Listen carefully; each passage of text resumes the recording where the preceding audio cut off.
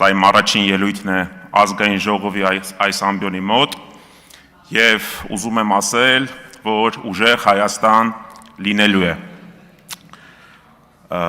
Ելույթս ուզում եմ սկսեմ պարոն Բաբկեն Թունյանի կողմից արձանագրված եւ այստեղից հնչեցրած մտքերից։ Պարոն Թունյան, խոսում եք, որ ադրբեջանցիների այդ կադրերը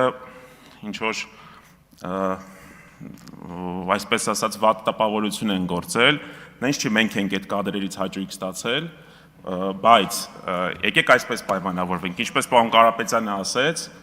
եկեք Հակասաֆարովյան օրենքը ընդունենք, հարցը փակենք, որևիցե խնդիր տեսնում եք, պարոն Թունյան, եկեք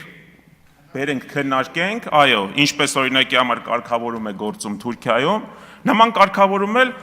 թող գործի Հայաստանի Հանրապետությունում։ Ինչ խնդիր կա, նման պրակտիկա աշխարհում կա եւ մեկընդմիշտ հարցը փակենք։ Երկրորդ, որ ուզում եի անդրադառնայի, նույն տեսահոլովակներից, հիմա դուք ասեք, որ այս տեսահոլովակները մեզ հետ կապ չունեն, բայց մարդ մտնում էր YouTube եւ տեսնում էր, այսինքն այն ինչ որ դուք շատ լավ գիտեք, այսպես ասած, նման տեսանյութերի պարոն Թունյան չեք հանդիպել։ Հա, ես չեմ ասում ձեր անունից, բայց ձեր թեզերով, պարոն Թունյան, ձեր թեզերով էր դա։ Ես չգիտեմ հիմա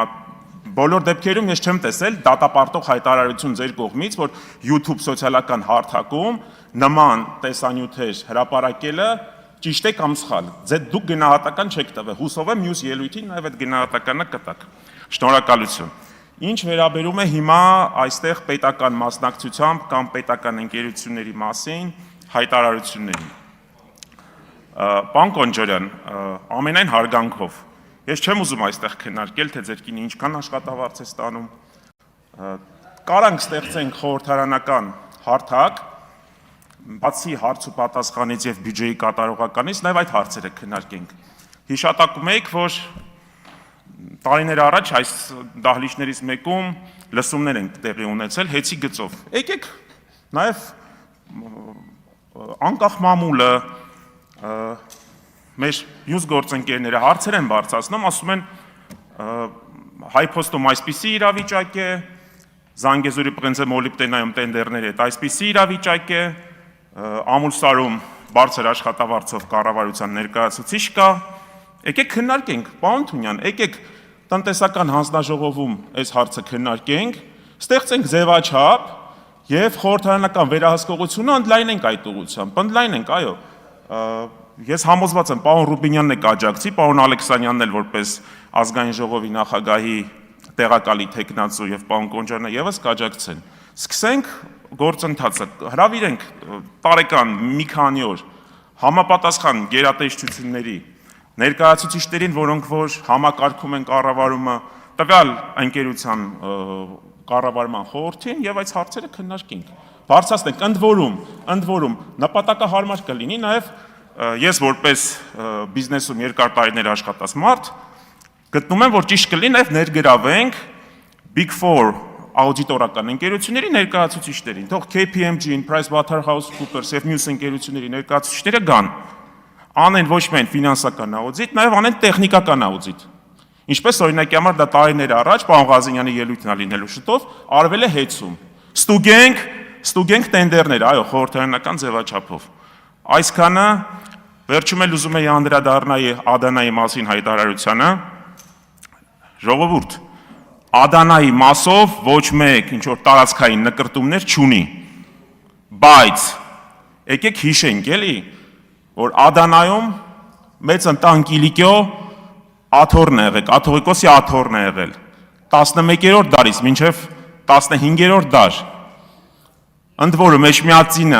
Էջմիածին է տեղափոխվել աթոռը հենց Սիս քաղաքից։ Ունեցել ենք Կիլիկյան Հայաստան։ Ընդ որում բազմաթիվ աղբյուրներ ասում են, որ Գրիգոր Լուսավորիչն էլ մինչև Էջմիածին գալը աթոռը հիմնադրել է Կիլիկիայում։ Նման նաև այսպես ասած տեղեկություններ եւս կան։ Չգիտեմ որքանով են դրանք հաստատված, ես ամենայն դեպս լսել եմ։ Եկեք նաև հիշենք Ադանայի ջարդը 1909 թվականին,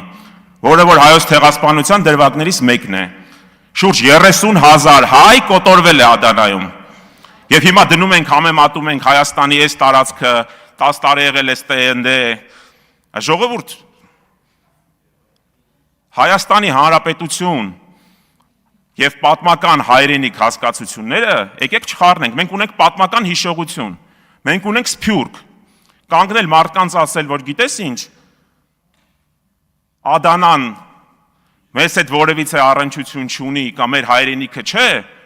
ես համոզված եմ ձեր միջել, բոլորս հայ ենք այստեղ, հարգանքներս մեր ռուս գործընկերոջը, ասորի եւ եզդի գործընկերոջը,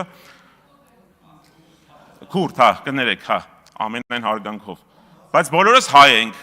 շատերս ծերում ենք Արևմտյան Հայաստանից, Մուշից, ինչպես պարոն Կարապետյանը, իմ օրինակի համար տատիկը Սարղամիշից է, որտեղ 1914 թվականին սկսվել է առաջին համաշխարհային պատերազմը։ Եկեք այս մասերի մասին խոսելիս մի քիչ զգույշ խոսենք։